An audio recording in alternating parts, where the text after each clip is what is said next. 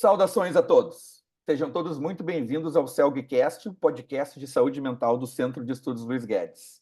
Para quem ainda não sabe, o CELG foi fundado em 1959 por professores e ex-alunos de psiquiatria da URGS e do Hospital de Clínicas de Porto Alegre, com o foco principal em capacitação em saúde mental. Vocês podem visitar mais no celg.org.br. E o CELG promove jornadas científicas tradicionais desde 1960, a cada 2 anos. A nossa entrevista de hoje faz parte da série Vamos à Jornada do CELG 2024, que vai ocorrer agora entre 5 e 7 de setembro em Gramado, evento presencial. A temática do evento desse ano é conexões e desconexões do cotidiano às catástrofes, focando na interface entre saúde mental e tecnologia e saúde mental e desastres climáticos. Vamos conversar hoje sobre o primeiro eixo principal do evento, a parte de tecnologia, abordando a psiquiatria digital, e também vamos passar por uma das emergências, pela emergência mora em saúde mental, que é o comportamento suicida, e especificamente no foco da aplicação do uso do lítio. O nosso entrevistado de hoje é o médico psiquiatra Ives Cavalcante Passos, que foi uma importação do Ceará para o Rio Grande do Sul, muito bem sucedida e feliz para nós gaúchos. Desde a residência de psiquiatria, ele se destacava pela dedicação aos pacientes, objetividade e perspicácia. Já emendou o doutorado na URGS e foi experienciar a psiquiatria fora do Brasil, no Texas, onde fez o pós-doc. Lá ele não achou petróleo, mas ele achou um equivalente ao pré-sal de psiquiatria, que vocês já vão entender o que a gente está falando.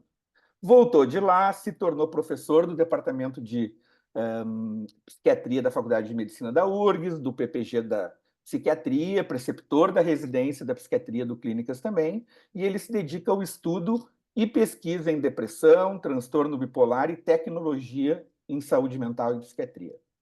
Hoje ele gerencia o Big Data Task Force da Sociedade Internacional de Bipolar, é Young Physician Leader da Rede Global de Academias em Medicina, jovem líder da Academia Nacional de Medicina e um reconhecido talento na Academia Rio-Grandense de Medicina.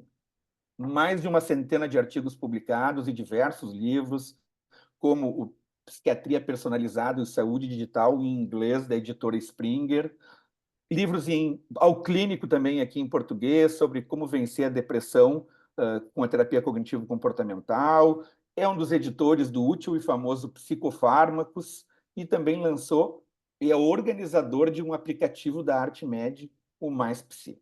Ele tem um site claro e organizado que eu convido vocês a visitar, que é o ivescavalcantepassos.com.br. Conhecido pela confiabilidade, dedicação, genuíno interesse e posicionamento claro, dando sempre atenção aos colegas e alunos, uma palavra que acaba surgindo com o Ives, onde ele se envolve, é excelência. Não é à toa que já foi professor homenageado por diversas turmas de residente e reconhecido nesses múltiplos círculos que a gente citou.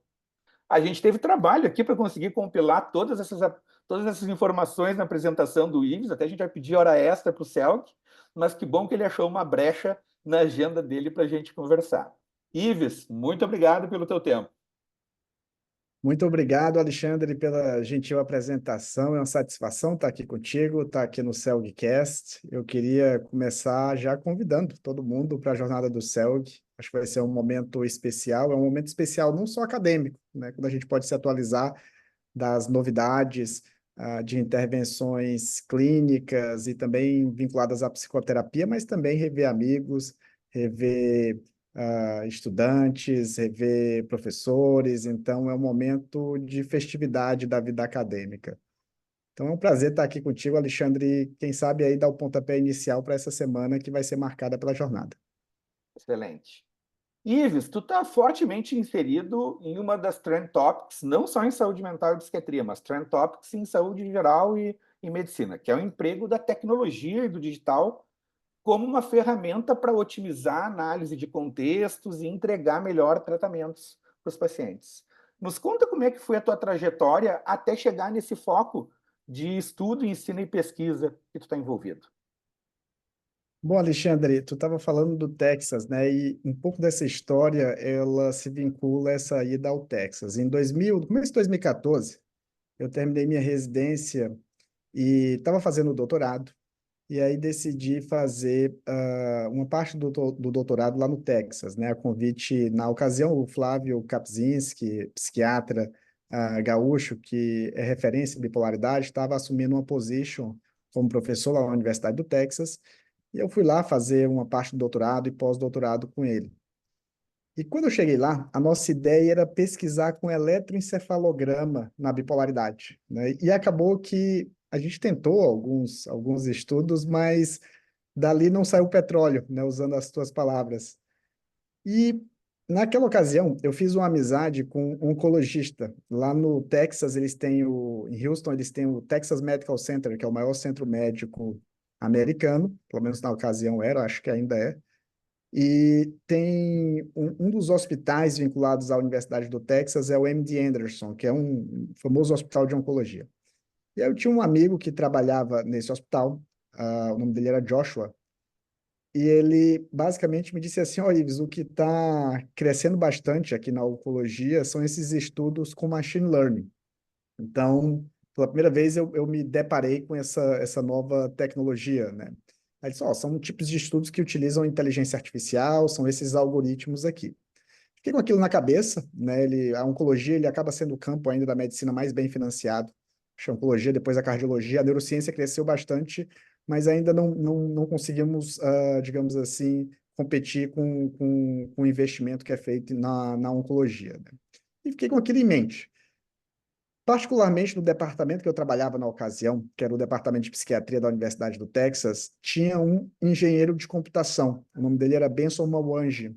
E ele era especializado em machine learning. Sendo que ele tinha sido contratado para trabalhar com estudos de neuroimagem. E aí, bom, foi dali que saiu, digamos assim, toda essa digestão sobre como a inteligência artificial e algumas novas tecnologias estavam aparecendo na saúde mental, né? Eu acho que teve a influência muito forte do Benson, que hoje é professor na Universidade do Texas. Ele é do departamento de psiquiatria, mas ele como eu te falei, ele é formado em engenharia da computação e com foco em inteligência artificial. A gente teve muita influência do Flávio também, né, com a mente sempre bastante criativa, bastante disruptiva, me incentivando a mergulhar nesse campo, né? E com a influência também dos outros professores que estavam lá na ocasião também, o Jair Soares, e o João Quevedo, né? Então, foi dali que saiu essa ideia de, puxa, vamos testar essa interface de tecnologias na psiquiatria, né? E na ocasião tinha um estudo publicado com machine learning na saúde mental, que era do Ronald Kessler, que é um psiquiatra de Harvard, é o psiquiatra talvez mais citado, né? Ele é um psiquiatra com foco em epidemiologia. E a gente, puxa, isso aqui parece ser algo bem interessante. Então, vamos tentar ver como é que funciona na saúde mental. Na oncologia, eles faziam muito esses estudos para identificar algum tipo de câncer na imagem, ou para predizer se uma pessoa ia ter uma recidiva ou não no câncer, para fazer scores de risco e até scores de resposta à medicação. E a partir daí, a gente, então, lançou um primeiro editorial sobre o tema, que era vendo, digamos assim, as janelas de oportunidade na saúde mental. E a gente colocou três grandes janelas. A primeira delas, previsão de diagnóstico na psiquiatria, então tentar identificar quem pode desenvolver um diagnóstico no futuro, né? Quem pode desenvolver bipolaridade, depressão, esquizofrenia. A gente tem feito alguns estudos, né? E outros grupos também acompanhando essas coortes de nascimento. A ideia aqui é muito similar àquela do score de Framingham, utilizado na cardiologia, né? Os cardiologistas tentam prever quem vai infartar no futuro, sendo que no lugar de prever quem vai infartar, a gente quer prever quem é que vai ter transtorno bipolar, quem é que vai ter depressão. São doenças cujos fatores de risco associados estão, de uma certa forma, esclarecidos na literatura, né? Elas têm bipolaridade, particularmente, tem muito input genético, mas tem alguns eventos ambientais, depressão também. Então, a gente acha que, juntando todos esses fatores, a gente consegue criar calculadoras para prever quem vai desenvolver bipolaridade. Então, esse era um ângulo. O segundo ângulo era previsão de desfechos, incluindo o suicídio, né? Então, prever quem iria tentar suicídio ou morrer por suicídio. E o terceiro ângulo é predizer resposta ao tratamento. Então, o tratamento, quem vai responder a lítio, já tem alguns estudos, esse campo está mais na sua infância, digamos assim, né? Então, a gente se deparou com essas técnicas de inteligência artificial e, junto a elas, a gente se deparou também com os aplicativos. estavam começando a surgir também em saúde. E dos aplicativos, quando eu voltei lá do Texas, eu tinha isso em mente, de que aplicativos no campo da saúde mental estava crescendo, o FDA estava criando um site para capturar aplicações relacionadas a aplicativos em saúde. Tu já tinha alguns grupos de revista, de publishers famosos como Lancet, que já estavam pensando em lançar revistas específicas para isso, então tu viu que o campo era emergente. E aqui a gente já tinha algumas iniciativas de aplicativos de outros psiquiatras, até aqui no Brasil também. Uhum. E aí eu me lembro que em 2018 ou 2019 eu conversei com a Daniela Tuzzi Braga, que é uma psicóloga aqui do Rio Grande do Sul, e com a Annalise Vivan, e aí a gente começou a desenhar um aplicativo para depressão. E isso foi em 2018. Em 2019, a gente começa de fato a produzir. E aí em 2020 no final de 2019, começo de 2020, começou a pandemia. E aí o FDA, em março de 2020, se eu não me engano, aprovou o primeiro aplicativo para saúde mental, né? Já tinha alguns aplicativos aprovados para outras áreas, e aprova o primeiro aplicativo para saúde mental, que era um TCC para insônia, né? De lá para cá, o FDA começou a aprovar outros aplicativos em saúde mental. É interessante como eles aprovaram lá uma prescrição digital, né? O psiquiatra prescreve um aplicativo que o paciente utiliza por um determinado período de tempo, né? A gente conduziu alguns estudos também com esses aplicativos de depressão.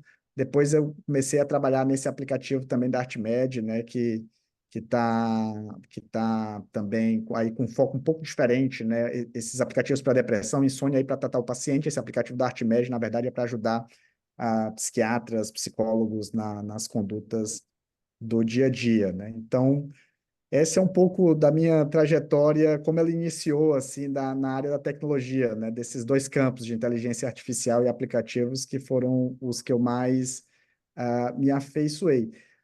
Quando tu começa a trabalhar com tecnologia, tu vê que tem as oportunidades, mas também tem o lado negativo, né? Então, particularmente um aluno de doutorado meu, que hoje é professor da Universidade Federal do Paraná, o Thiago Rosa, ele começou a trabalhar com digamos assim, o lado negativo do uso dessas tecnologias, essas novas tecnologias, particularmente do universo digital. Então, ele estudou alguns casos de adição a games, né? Hoje entrou no CID-11, o Game Disorder, né? O transtorno relacionado a jogos eletrônicos, e também algumas adições a mídias sociais, e um fenômeno que aqui no Brasil não tem tanto quanto na Ásia, no Japão, mas que está crescendo, que é chamado de hikikomori, que são aquelas pessoas que acabam ficando muito aditas a jogos ou a telas, né? E no quarto fica aquelas várias telas, e a pessoa não sai nem do quarto, né? Faz tudo no quarto, come no quarto, às vezes faz suas necessidades no quarto, e tem uma retirada da vida social muito significativa, né? É muito comum no Japão. O Thiago até ganhou um prêmio da Associação Japonesa de Psiquiatria com o trabalho dele, mas que tem surgido aqui no Brasil, né? Eu tive a oportunidade de supervisionar um caso com ele durante a residência dele ali no Hospital de Clínicas de Hikikomori, né? Então é isso, Alexandre. Um pouco da Pois é, história é assim, né? Foi assim que eu me deparei com o lado bom e o lado negativo do uso dessas sim, tecnologias. sim, excelente panorama aí. E aproveitar mais um pouquinho ainda dentro dessa temática, Ives, quais são os conceitos importantes que um profissional de saúde mental deveria ter sobre esse lado positivo da tecnologia como uma ferramenta, né? E se tu consegue trazer, enfim, algumas situações de exemplo na clínica, assim, impactando na clínica o uso disso, e até se te pergunto já se isso é personalização do atendimento, se vai ter que passar pela tecnologia ou não, como é que tu acha esses conceitos, assim? Boa pergunta, Alexandre. É um campo novo e todo campo necessita de amadurecimento, né? Então, alguns estão mais maduros, outros eu diria que estão amadurecendo, né? E certamente vão impactar aí mais para o futuro. Começando pelo que está mais amadurecido, que eu acho que são os aplicativos, né? Então, já é comum os pacientes chegarem na consulta usando um aplicativo, e aí muitas vezes tu te depara com aquela situação de ter que, digamos assim, endossar ou não aquele uso de aplicativo daquele paciente, né? O paciente muitas vezes até te pergunta se o aplicativo é bom ou se o aplicativo não é bom, particularmente nos mais jovens, né? E a gente já vê algumas iniciativas por exemplo, da Associação Americana de Psiquiatria, se tu colocar APA, App Evaluation, aí tem já como fazer a avaliação de um aplicativo, né? Mas basicamente são 4 pontos. O primeiro ponto é eficácia, né? Aquele aplicativo se baseia numa técnica eficaz, ou tem estudos desse aplicativo. Eu gosto de colocar o aplicativo no PubMed. Se não tiver estudos, ele pelo menos se baseia em algo que é eficaz, se baseia em TCC, se baseia em DBT, se baseia em mindfulness, né? Então, a eficácia. O segundo ponto é segurança, né? Imagina se é uma pessoa que, de repente, é um político ou tem algum cargo que tem muita informação sensível e aí coloca essas informações no aplicativo e aquilo não é seguro, né? Então, isso também pode ser problemático. Uh, então, aqui no Brasil é fácil de ver, de uma certa forma, a segurança do aplicativo. Ele tem que estar de acordo com a Lei Geral de Proteção de Dados. Geralmente, se a gente procurar um pouco no aplicativo, vai ter descrito isso, né? Então, o segundo ponto é a segurança. Terceiro ponto é a usabilidade, se ele é fácil de usar. Isso é importante porque o grande problema desses aplicativos é o engajamento, né? Então, muita gente começa a utilizar, pouca gente continua utilizando. Então, se não é fácil de usar, provavelmente o engajamento vai ser menor. E o quarto e último ponto é a interoperabilidade. Ou seja, ele funciona em várias plataformas. Funciona no smartphone, funciona no computador, desktop, para que, eventualmente, funciona também num prontuário eletrônico, se for o caso. Então, essa interconexão também é importante, né? Como é que eu vejo na prática, né? Então, por exemplo, eles podem fazer intervenções e podem monitorar. Funciona mais, obviamente, quando tem o psiquiatra ou o psicólogo juntos, né? Então, assim, se eu atendo um paciente que tem bipolaridade, sou especializado em bipolaridade, ele está agora eutímico, e aí eu dou um retorno para ele em 5 semanas. Quando ele volta, depois de 5 semanas, e ele vai falar dos sintomas dele, ele tem um viés de memória. Aquele sintoma dele é muito caracterizado por como ele está se sentindo agora e na semana anterior. Mas ele não consegue lembrar bem o que aconteceu nas 4 semanas. E sendo um bipolar, que tem muita oscilação de humor, isso é ainda mais complexo, né? Eu me lembro de uma paciente que eu atendi, isso já há um tempo, acho que foi a primeira vez que eu me deparei com esse conceito, acho que tem uns 3, 4 anos. E ela estava usando um aplicativo, e ela me disse, olha, hoje eu estou bem, mas se tu olhar aqui meu aplicativo, tu vai ver que eu oscilei bastante. E, de fato, ela tinha oscilado bastante. Então, o primeiro grande benefício que eu vejo é no monitoramento, e é tu ter mais granularidade de como o paciente está evoluindo, né? E para tomar a decisão de conduta de uma maneira mais refinada, né? Então, tu tem uma visão com esses aplicativos de como o paciente evolui dia a dia, né? O humor dele, algumas emoções, quantidade de horas de sono, se teve alguma situação estressante. É claro que a gente já meio que fazia isso na TCC, né? Com aqueles diários de TCC, sendo que no lugar de dar aquela papelada para o paciente, ele aplica tudo no aplicativo. E uma dica, assim, eu acho que fica delicado eu citar nomes de aplicativos aqui, mas uma dica que eu faço no consultório, e isso eu faço assim, pessoal, de maneira super tranquila, no próprio Google Formulários ali, tu pode criar um formulário e personalizar para o paciente. Eu faço isso habitualmente com meus pacientes, né? E mando um link, e depois eles preenchem e vou personalizando por sintomas que ele tem. E aparece uma planilha de Excel com os dados do paciente, né? Mas certamente você tem vários aplicativos hoje em dia que fazem monitoramento, é importante só avaliar se eles encaixam nesses 4 pontos. E tem outros que se propõem, além de fazer o monitoramento, fazer algum tipo de intervenção.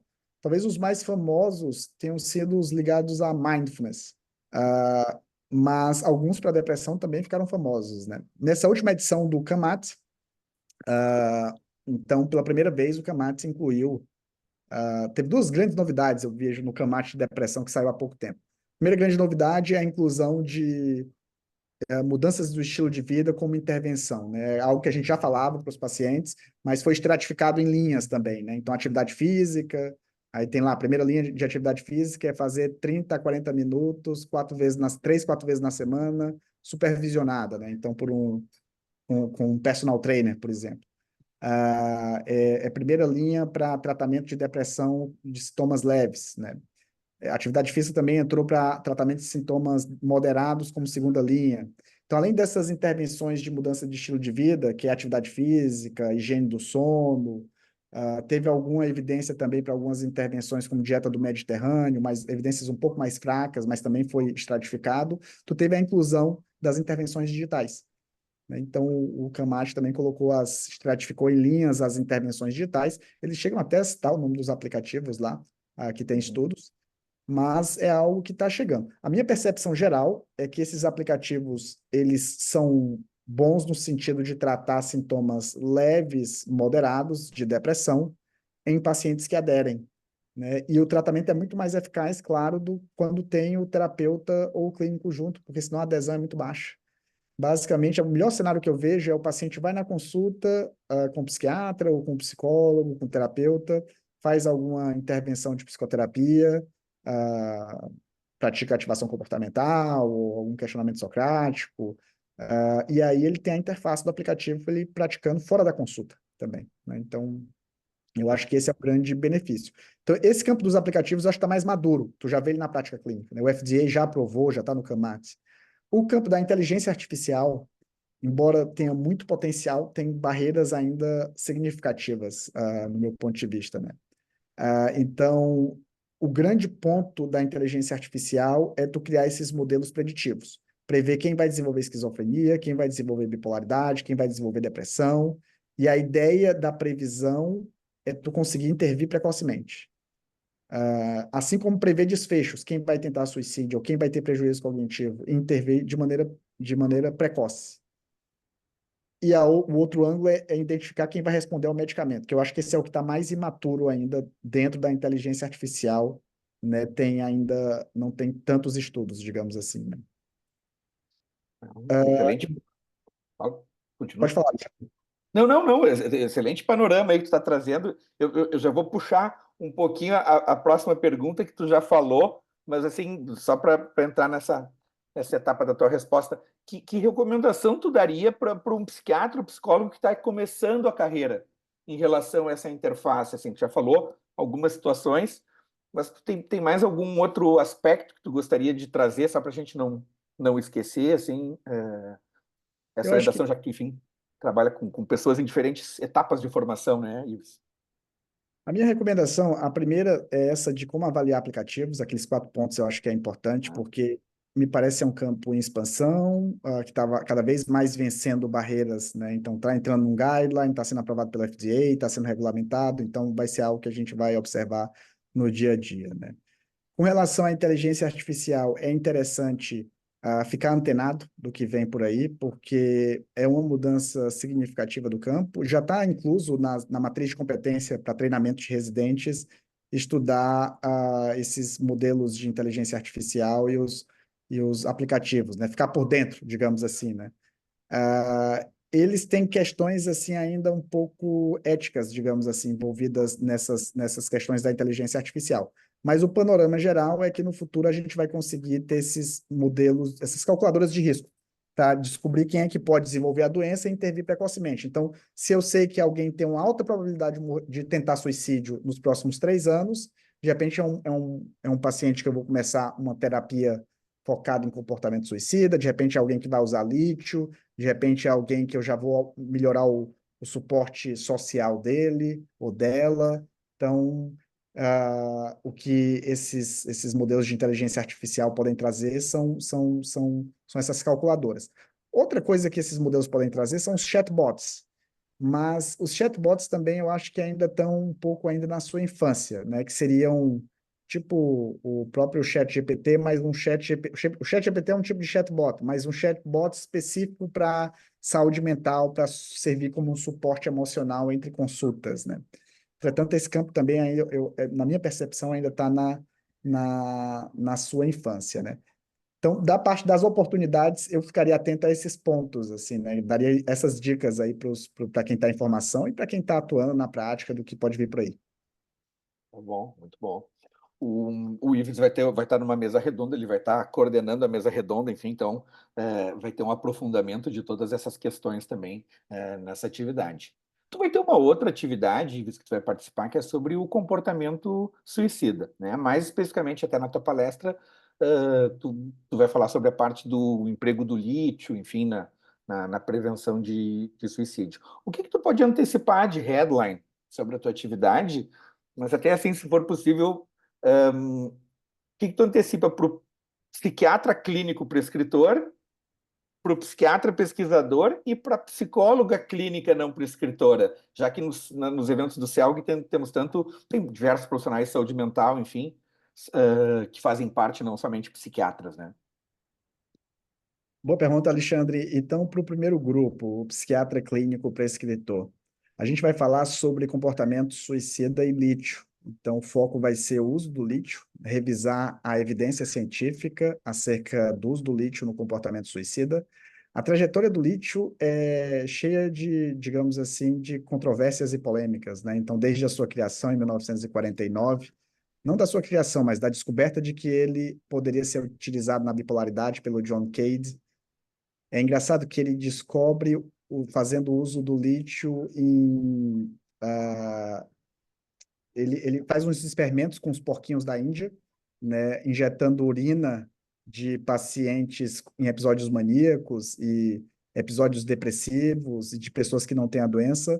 E aí ele hipotetiza que ele vê os porquinhos que têm episódios maníacos, que recebem sangue de pacientes que têm episódios maníacos morrendo mais. Ele hipotetiza que o problema ali é o excesso de ácido úrico, e na época usavam lítio para tratar ácido úrico. E aí, olha o que ele faz. Ele, antes de usar nos pacientes, ele pega e utiliza nele mesmo, para saber se vai ser tóxico ou não, o lítio. E aí ele percebe que, poxa, sobrevivi ao lítio, então vou começar a usar nos pacientes. E ele começa a utilizar nos pacientes, e é engraçada essa história porque começa a ter uma mudança, tem um caso que ele relata, a gente está escrevendo um livro sobre bipolaridade, por isso que eu tenho essa história bem fresca na mente. Um dos capítulos vai ser sobre história da evolução do conceito da bipolaridade, a gente fala do John Cade e do Moen School, né, que ajudou ele enfim, nessa descoberta do uso do lítio para a bipolaridade. Então, ele primeiro usa nele e começa a utilizar nos pacientes. E tem um que ele descreve que era assim, puxa, esse era o paciente mais complicado que tinha na enfermaria. Ele estava há 5 anos num estado assim maníaco, né, basicamente fora do convívio social e apontando um monte. E ele começa a dar lítio para esse paciente e é uma revolução na vida do paciente, né? E aí ele publica alguns relatos de casos sobre o uso de lítio, sendo que nessa trajetória do uso do lítio, o lítio ele causa intoxicação, né? Então teve alguns pacientes que morreram de fato pelo uso de lítio. E o lítio acabou ficando esquecido por um tempo. E aí, em 1954, o Moen Skal, que é um psiquiatra dinamarquês, faz uns ensaios clínicos com lítio e percebe que ele é muito efetivo, né? E aí é um ensaio clínico randomizado que ele realiza, depois ele realiza outro com um segmento maior, né? E acaba ganhando uma série de reconhecimentos e o lítio se consolida em 1960 como tratamento da bipolaridade. E teve muito debate desde o primeiro uso com John Cade até o estabelecimento dele como tratamento na década de 60, porque, primeiro, porque teve essas mortes de paciente com intoxicação pelo lítio, e porque muitos psiquiatras eram céticos com o ponto de uma medicação estar resolvendo todo o sofrimento de um paciente bipolar, que é uma doença complexa, como é que o lítio, né, que é uma substância, digamos assim, não que seja simples, mas relativamente simples para o tamanho do problema, está resolvendo tudo isso, né? E a coisa evolui, o lítio ele continua sendo o tratamento, o único tratamento até a década de 90, quando surge o ácido valproico. O que que acontece? Nos dias de hoje, começou a se perceber, então, a crescer essa evidência de que o lítio ele previne também um comportamento suicida, né? Então, a meta-análise pioneira do grupo do Cipriani, que é um psiquiatra italiano, e ele depois refaz a meta-análise, publicada em 2013, mostrando que o lítio tem uma grande evidência para prevenir comportamento suicida em pacientes com transtorno de humor. Então, não só pacientes bipolares, mas pacientes com transtorno bipolar, mas também pacientes com transtornos depressivos. E nessa meta-análise dele de 2013, ele acha um tamanho de efeito altíssimo, assim, é uma redução do comportamento suicida maior que 80% naqueles que utilizam o lítio. E o que acontece depois é que, recentemente, a gente tem tido algumas meta-análises e meta-análises de ensaios clínicos randomizados mostrando que esse dado é inconclusivo, de que o lítio previne o comportamento suicida. Então, nessa minha apresentação, eu quero justamente explorar esse ponto, né, esse debate. O lítio ele é efetivo para o tratamento da bipolaridade, não há dúvidas sobre isso. E o comportamento suicida, essa evidência tem sido questionada ultimamente. Então, eu quero explorar esse ponto na minha apresentação, né? E já antecipando, assim, tem sido bastante intenso o debate nos últimos 2 anos acerca disso, né? Essas meta-análises de ensaios clínicos randomizados, elas são de fato inconclusivas, porque tem algumas críticas a elas. Então, quando tu faz um ensaio clínico randomizado, geralmente tu não inclui paciente que tem comportamento suicida. Então, o que compromete muito é a evidência. Quando tu faz um ensaio clínico randomizado, tu não inclui, muitas vezes, muitos pacientes, e o segmento também não é longo. Então, isso acaba dificultando a captura da evidência científica, e eu vou querer debater esses pontos nessa apresentação, né? Mas, já antecipando, eu prescrevo lítio pensando na prevenção do comportamento suicida, não só eu, como eu acho que o psiquiatra que, em geral, que é especializado em bipolaridade, tem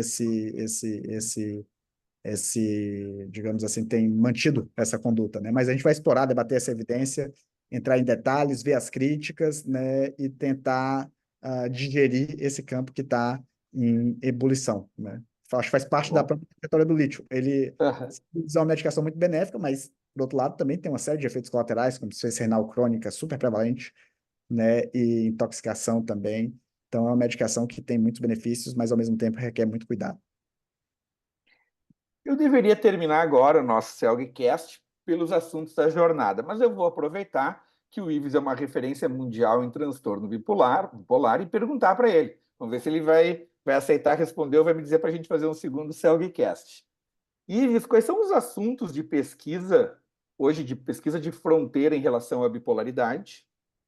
E o que que tu acha, enfim, que tem mudado, ou se mudou alguma coisa na conduta terapêutica nos últimos 5 anos para os pacientes com transtorno bipolar? Perfeito.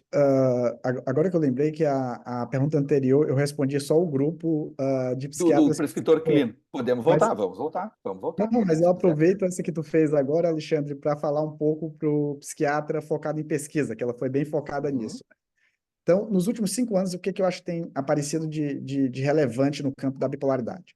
O primeiro ponto é a maior, digamos assim, a construção de uma evidência científica mais robusta acerca da trajetória da bipolaridade. É claro que já há bastante tempo se fala que a apresentação transversal, a gente tem que estudar a apresentação longitudinal da doença para dar o diagnóstico, mas nunca se teve tão clareza como nos últimos anos. Se deve ao crescimento dos estudos longitudinais e, sobretudo, desses estudos que acompanham as pessoas desde a infância, né? Então, a gente vê já uma robustez muito significativa em como a doença vai evoluindo desde os sintomas prodrômicos até um estágio mais tardio da doença. Então, acho que o Flávio trabalhou um monte no aspecto do estadiamento, há mais ou menos, digamos assim, 15 anos que ele iniciou essa linha de pesquisa junto com Michael Berk, que é um psiquiatra australiano. E hoje, nos últimos 5 anos, o que a gente tem se debatido muito é do que acontece antes, né? Então, qual é a trajetória até a pessoa desenvolver a bipolaridade? E esses resultados a gente tem observado nas coortes de nascimento, não só nossas coortes de nascimento aqui de Pelotas, mas de outros países também. E a bipolaridade, ela se consolida como uma doença muito genética, é 80% de herdabilidade. Então, você muitas vezes encontra alguém que tem bipolaridade. Ela é uma doença, isso não em todos, mas na maioria das pessoas, que na infância a criança começa a ter alteração do sono, começa a ter sintomas de ansiedade, é uma criança que eventualmente é mais impulsiva, começa a se envolver em situações de briga no colégio. Depois ela evolui e aí na adolescência vem um primeiro episódio depressivo, e esse episódio depressivo eventualmente aparece com ideação suicida. Ideação suicida muito precoce é um marcador muito significativo para a bipolaridade. Faz uso de substâncias, maconha, cocaína, E aí a gente tem um questionamento se existe um efeito, uma relação causal entre o uso dessa substância e a bipolaridade, ou se é um sintoma prodrômico, no sentido de ter que lidar com aquela turbulência emocional que está acontecendo, da bipolaridade, aí usa maconha, ou tem uma depressão muito enérgica e vem utilizando cocaína. Mas, sem dúvidas, as substâncias aceleram a doença, isso está claro na literatura, tornam um prognóstico pior e a pessoa desenvolve a doença de maneira mais precoce. E aí depois começa a ter os episódios hipomaníacos e maníacos, né? Comumente também no paciente bipolar existem situações de abuso na infância, e o abuso que é mais prevalente parece ser o abuso sexual, né? Então, abuso sexual, a gente tem um estudo, uma coorte também de Pelotas, mostrando que o abuso sexual é 10 vezes mais prevalente em pacientes com transtorno bipolar do que na população geral e do que nas pessoas com depressão maior também, né? Então, esse aí são alguns aspectos relacionados à pesquisa, né? De conduta clínica, eu vejo nesses últimos 5 anos uma grande expansão dos antipsicóticos no tratamento da bipolaridade. Antigamente se pensava que os antiepilépticos é que iam vencer o campo, e não foi isso que aconteceu.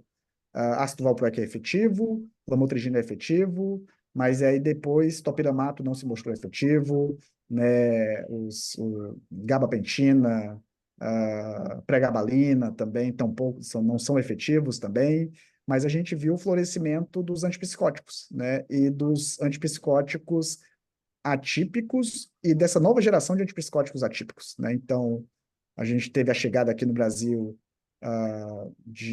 desses antipsicóticos que também não dão tanta alteração metabólica, e tem outros que provavelmente vão chegar nos próximos anos, né? Então, algumas moléculas, só para citar as moléculas, para não citar também o nome Claro. comercial, mas cariprazina ainda não chegou no Brasil, e talvez chegue mais adiante. A lurazidona já está por aqui. Tem a lumateperona, que também não chegou no Brasil, que talvez chegue mais adiante. E além da chegada dos antipsicóticos, o lítio tem ganhado mais evidência em alguns outros aspectos. Então, além de tratar o episódio maníaco, ser um bom tratamento de manutenção, tem esse debate acalorado sobre a prevenção dele do comportamento suicida, que eu acho que está no spotlight ultimamente. E também ele tem um efeito neuroprotetor que tem se demonstrado clinicamente efetivo, né? Então, tem uma meta-análise mostrando que ele previne o surgimento de quadros demenciais em pacientes bipolares. Então, acho que essas são as novidades do ponto de vista clínico, né? Tá bom, não, importantíssimos aí e bem claras. Ives, estamos terminando aqui o Cellcast, mas tu tem mais algum recado que tu gostaria de passar para as pessoas que estão nos escutando e nos assistindo nesse momento? Bom, o recado que eu queria deixar, Alexandre, é que vá à jornada, né? Então, a jornada, como a gente estava falando no começo, é um momento de se atualizar na literatura científica. Eu acho que a grade científica tá ótima, né? Eu ajudei ali na curadoria da grade do nosso programa de pós-graduação em psiquiatria, e tem uma série de mesas interessantes que faz bem essa interface do que está acontecendo no meio científico e está chegando na prática clínica. Então, é o momento de se atualizar sobre novas estratégias clínicas e também de psicoterapia, para que a gente possa extrair valor e ajudar nossos pacientes. Ótimo. Muito obrigado pelo teu spoiler e pelo spoiler da tua participação, e também por esse tour que tu fez em outros conceitos essenciais hoje em saúde mental.